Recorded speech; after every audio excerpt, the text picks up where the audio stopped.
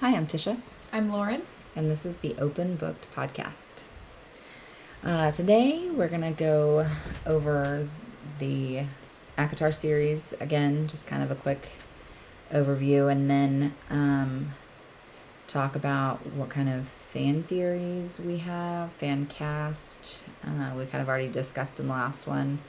And then maybe what we hope to see in the next book, or I think she signed a 4-book contract. I don't know if that's all for ACOTAR or if some of it's for Crescent City, for Throne of Glass. I think Throne of Glass is complete, but I could be wrong. Yeah, I haven't gotten into any of that, so I don't know.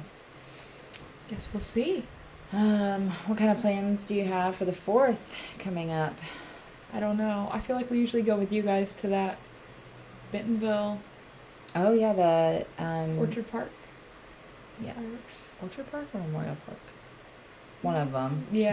By the Museum and Crystal Bridges. It's usually a big thing. I don't know that they'll have it though this year. I haven't even checked because they had a bunch of damage in downtown Bentonville from the tornado, but they also have all of that construction going on for Walmart Home Office, which the buildings look really nice. Yeah, it's going to be really cool, I think. It's blocked off a ton of everything downtown, so we'll see. Yeah. But we'll probably go float either the day after or like the Saturday after, I think. Who knows? This year has been weird. I don't feel like holidays are quite the same this year. I agree. I feel like it's just imposter syndrome. Is that a thing? Or you're just like, well, I don't even have any plans. I usually plan stuff out. Yeah. No, nothing. Like months in advance. Yeah. I usually have stuff laid out. And I don't think I even have any concerts in July either. We don't have any until August. You have Lainey, and then Lauren Daigle. I'm really jelly about Lainey. I didn't get tickets in time. We'll see if we can find some on Facebook, I'm sure. I'm also going to Morgan Wallen in August in Kansas City. Yeah. I'm kind of jelly for that, but the first weekend. So yeah, you've seen him twice. I've seen him once. Yeah, supposed to go with you last year, but man, we're always hustling at these markets. Missed a lot of stuff last year, and this year we decided we're gonna try not to miss markets, but we're gonna try not to miss life too, because it definitely has taken over. Being a small business owner is great, but it's also very challenging. It's exhausting. Never a day off, but hey, thankful to have a growing small business that's my problem. Not that I'm begging for, traction. It's just now I enjoy some free time every now and then. Yeah. But ready to dive in? I think so. Yeah. So, the plan today, really, if you haven't read any of the ACOTAR, I say all of the ACOTAR. I'm not going to say any. All of them. Come back later. We have some theories that we've seen on TikTok, our thoughts on those, along with kind of questions and chatting about what we want to see in the next book, which we have been... I've heard that it's Elaine's. SJM has very... clearly said ACOTAR is about the Archeron sisters. Yeah. So I would be shocked if it wasn't Elaine in the next book. So that being said, who do you think Elaine ends up with? It's so hard because I know Lucian is her mate, but in Silver Flames, we kind of saw a little budding relationship with Azriel and seeing how much he cares for her. And he's finally let go of his other relationship a little bit. So he's open to new things. And he's such a good guy. I think he deserves to be happy. And I think Lucian's kind of said the same thing, that Rhys-Ann said, like, if she doesn't want to be with me, like, yes, we're mated, but if she doesn't want me, then I have to let her go. Like, I have enough, capability and love in my heart that I can do that for her to make her happy. So yeah, I think Rhys-Ann was prepared to do that with Feyre when she was engaged to Tamlin. Yeah. So it'd be interesting to see if Lucian's the same way. Yeah. I don't know. It's don't have enough information. I feel like it's just thing that's going on in the background. Hasn't been the main topic, which I expect it to be the main topic next book. Yeah. But I agree. I feel like a mating bond is really hard. I mean, if you even think about them talking about Feyre and Rhys. She was like a child painting stars. Like, she knew subconsciously, she knew somehow she was going to be in the Night Court.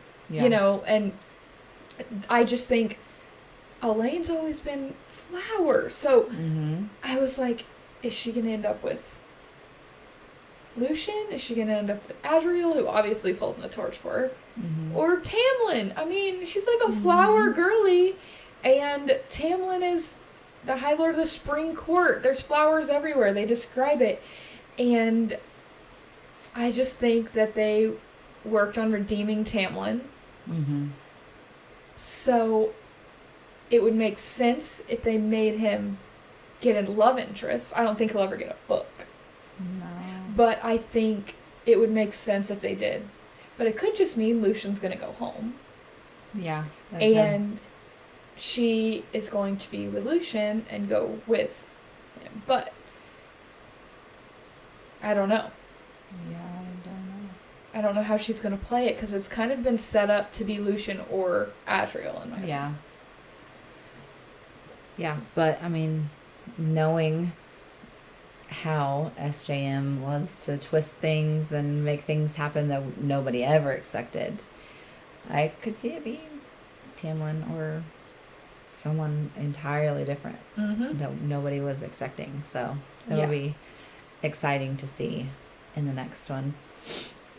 Yeah, or to see somebody come along and Azriel mate. Yeah. I mean, if anyone deserves it, it's him. Oh, for sure. Genuinely. So it will be... I'm very excited to see how that plays out. It will be a surprise, I am sure. But also in the next book, the betrayal. I don't know how true this is, but I have heard SJM has said that there will be a big betrayal in the next book. Yeah, I saw that. Who do you think it is?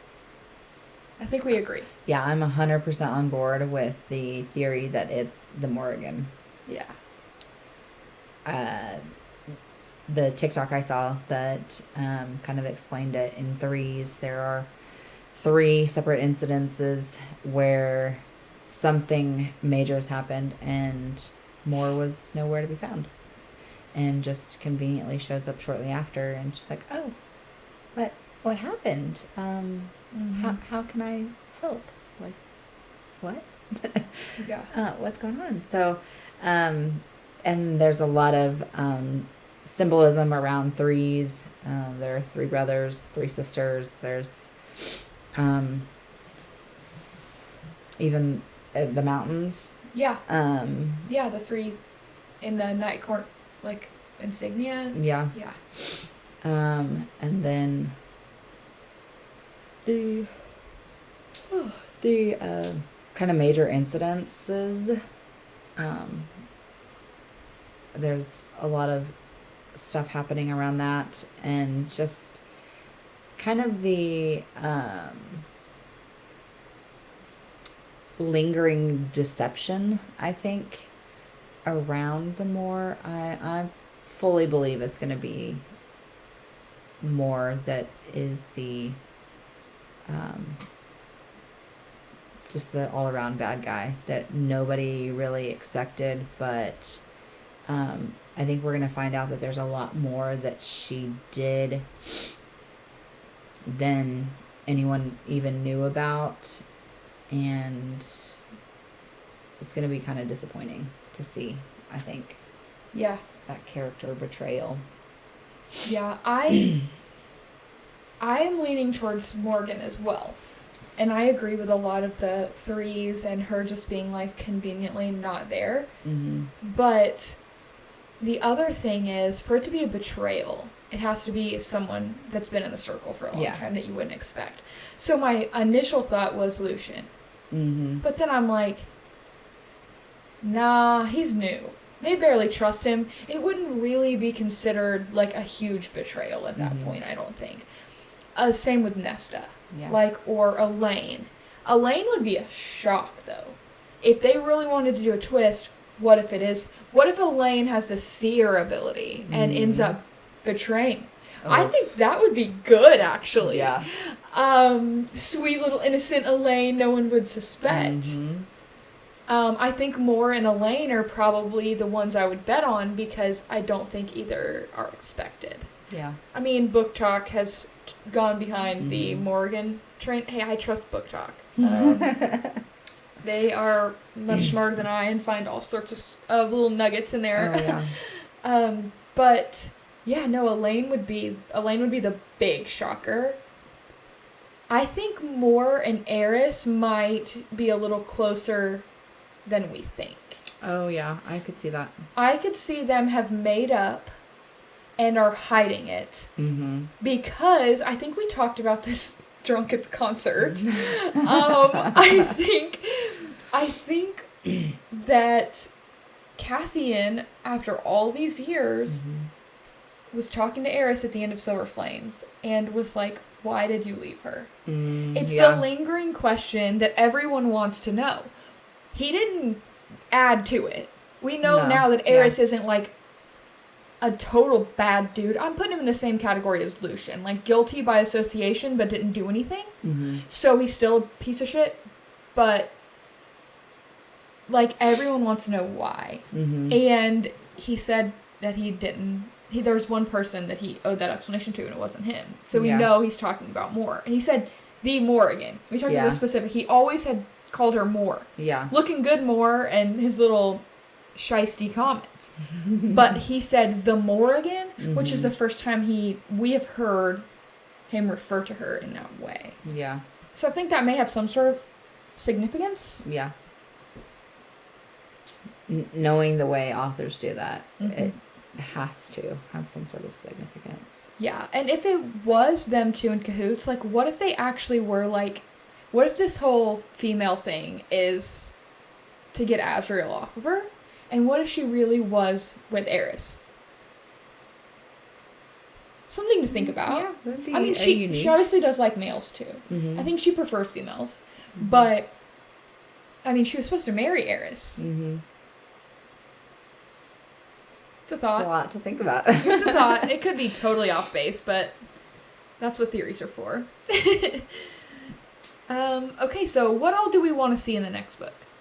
Obviously, Elaine end up with who she's going to end up with. Mm-hmm. Some sort of closure there. And if it's not Azriel that she ends up with, I want to see, like, where he's going to go. How that's going to play out for him. Yeah. Azriel deserves happiness. Yeah, so even if it's not in the next book, I think if it's not Azriel that she ends up with, then he does need kind of his own storyline that explains where he ends up. Or who he ends up with. I think that'd be a hard relationship, though, being shadows. Yeah. A spot, yeah. Yeah. Like, I would almost feel like you would need to be with someone who does it, too. Yeah. So you guys could, like, travel together? Yeah.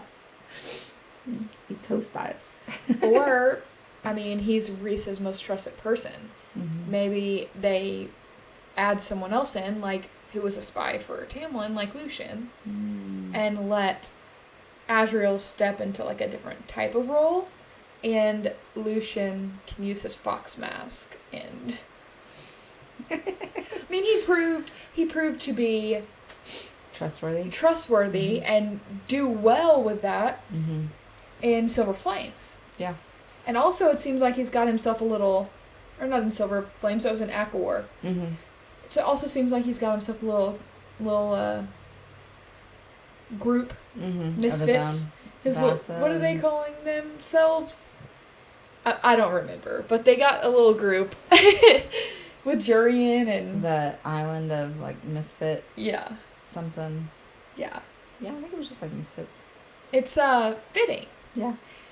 But yeah, I think that could be an interesting concept as well. Maybe Lucian stepping into a more of a court type role.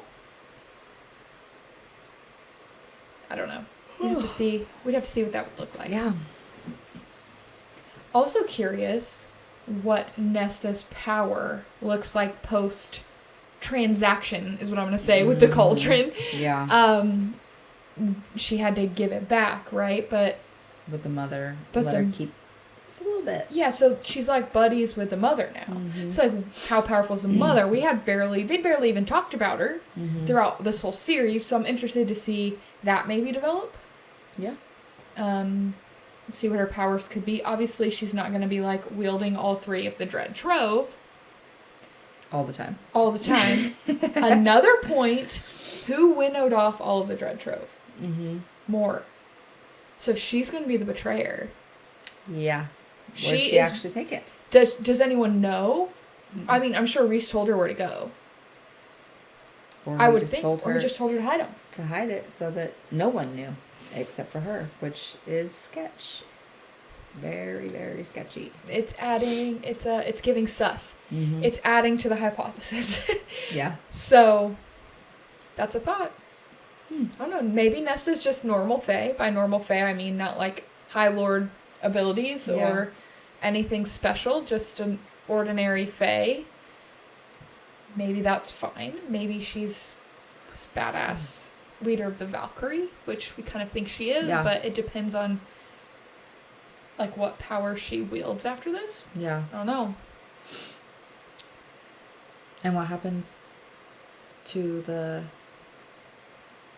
swords that she made? Yeah. I think they gave Eris one, but then they took it back when he got nabbed. Yeah. Yeah, Eris getting himself kidnapped. Dummy. All part of the plan. Yeah. But we have to remember, Coast J is still in play, right? We only killed Brie Allen. So, going into this next book, we can say it's safe to assume that the person who has cursed that human queen, what's her, Firebird? Vasa, but what's her, is she like a bird? Yeah, Firebird. Yeah. Is what they call it. Phoenix. Yeah, something like that. That's still our bad guy. So, we can assume the conflict, because fantasy, there's going to be conflict. Always. Is going to be with this Coast J person. I would say. I forgot about him. Yeah, he was the one working with the old queen. And they just killed the old queen. But then we have to worry about the Autumn Court. Because Daddy Ginger is still alive. Yeah. And he needs to... Honestly, I would like them to just chop his head off and then make Eris. Because Eris obviously works with them. He may be like a dick, but he's reasonable. And I think his end goal is the same. And I think they could work better than Daddy Ginger. That's what I'm going to call him. For sure. So. I think it would be more in alignment with their goals. Yeah. Moving forward. Be interesting to see how that goes. And then what are we expecting to see out of Elaine's power? I personally, I think we've talked about this, would like to see some more of the seer abilities. What other abilities she might have, like her step into her own as Fae, because I don't think she has until this point. I still think she's very uncomfortable, and she's just like started cooking in the kitchen and working in the garden, like being a housewife, which is great, but I would love to see, like, if that's what she is, that's great, like, cool. I would like to just see her more, like, settled, if that makes sense. Yeah. Into her own. Yeah, find her purpose, kind of, like what she's gonna do moving forward. Yeah, and if that is to cook and do the things they have servants for, great. if that's what brings her peace and makes her have some sense of normalcy after all they've been through. But we haven't seen much of Elaine. So definitely lots of questions around that. Yeah. And hopefully they'll get answered in the next book. I don't really think we even have a time frame. I thought I saw something about December, but that could be way off. Yeah. I'm going to look it up. Because she just did a Crescent City, like, a few months ago. So, I mean... Let's just talk about the fact that she's able to do all of these different, like, worlds and write and release them, like, interchangeably. Like... Yes. It's insane. Having read Crescent City at this point, I spent so many times while I was Googling how this relates to ACOTAR. So if any of you know very well, have like a clear map, but right now what I picture is that guy with all of the pictures on the board and the red string. That's what's going on in my head right now, and I really need some clarity. Yeah. So if anyone is like an expert in the SJM universe, maybe we need to have you on or like talk to you a little bit, because I still kind of feel lost as far as the time goes. Cell phones, like more modern versus ACOTAR's very not. It's still very much medieval. Is the word I'm going to use. Yeah. So, yeah, and they're saying 2025 or 2026 for the next ACOTAR. It's a long time. It's a long time. I don't like that. I don't like that either. But also don't want to rush it so that it's not good. Yeah. So, yeah. That's rough. Yeah. We shall wait patiently, or not so patiently. Yeah, very impatiently. I'm not a patient person. Very impatiently for the next one to hopefully wrap this up for us. I don't know. There may be more after that. So we'll see. Do Feyre and Rhys have more kids? Do Cassian and Nesta have kids? Who does Mor end up with? I mean, there's so many loose ends, is what I'm going to say. Loose ends. So. Lots of layers. So, question is, with the new one, are you going to buy a whole new set? Absolutely I am. It's beautiful and it's a box, but you can't add on to it. I'll probably get the special edition ones. I don't know if you've seen them, where the inside is like painted like the Three Mountains. Oh. People like, I'm going to wait till it's done. Yeah. But it's beautiful. It's beautiful. Yeah. It's a problem. I haven't even read these. Tisha has.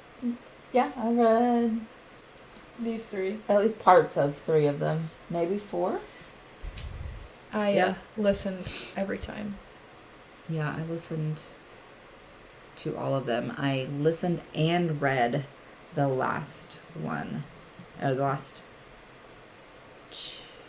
2 or 3. I don't know. But yeah, somehow I was able to absorb more details, listening and reading either together, or like I'd read a little bit and then I'd go back and listen to the same thing, and I'm like, oh, I missed that, reading it. Yeah. But yeah, I definitely want to do a reread eventually, or just listen to all of them quickly before the next one comes out for sure. Oh, yeah. So I can catch more of the details, because like I said, I fell asleep a lot in the first one, maybe even a little bit more in the second one, so I missed a lot of stuff, because I try to rewind, but I didn't know how far back I was, so I'm like, okay, we'll just keep going. I feel like my second reread, I picked up more on details, which I feel like this is the same with any book. Like your first one, especially fantasy, you're just trying to figure everything out. And then you go back and you pick up so much more. Like even watching a TV show, like Game of Thrones, for example. Probably watched it 10 times through. And I could watch it the 11th time and pick something up that I missed. And I think Game of Thrones is a great example of very high fantasy. So many moving pieces, maybe even more like families and such than ACOTAR. So I have the books for those as well. Maybe need to add them to my TBR. But yeah, I just feel like the more you go through it, the more you pick up. And hopefully catch some foreshadowing. Because I feel like when things happen, I remember things, and I'm like, oh, that was foreshadowing. I just missed it. Or I didn't catch it at the time. Yeah. Especially in thrillers. Oh, yeah. I'm like, oh, shit, I should have figured that out. But I didn't. I missed that entirely. Yeah. Yeah. So any other notes, theories, or things you want to see? Not really. What do you think was your favorite, like, one-liner or just, like, moment from the whole of the series? I'm going to exclude chapter 55 of Mist and Fury. Yeah. I'm going to say when Feyre beat the worm and she took the bone and threw it at Amarantha. I was like, hell yeah! Great moment. Yeah. What about you? I was secretly cheering in that moment too.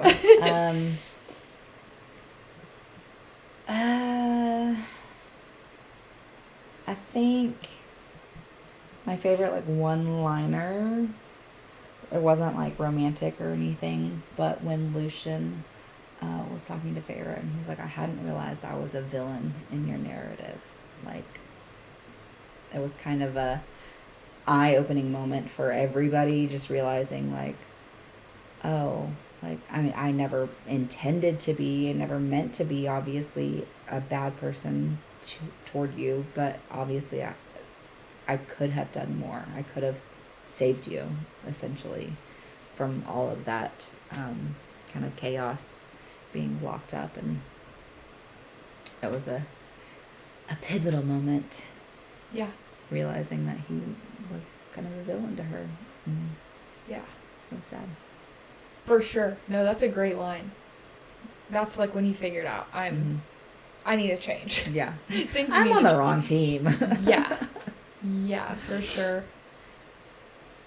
I think I texted you this when I first started Crescent City. The similarities in writing, like a few things SJM always says. One of them is smiling without reaching the eyes.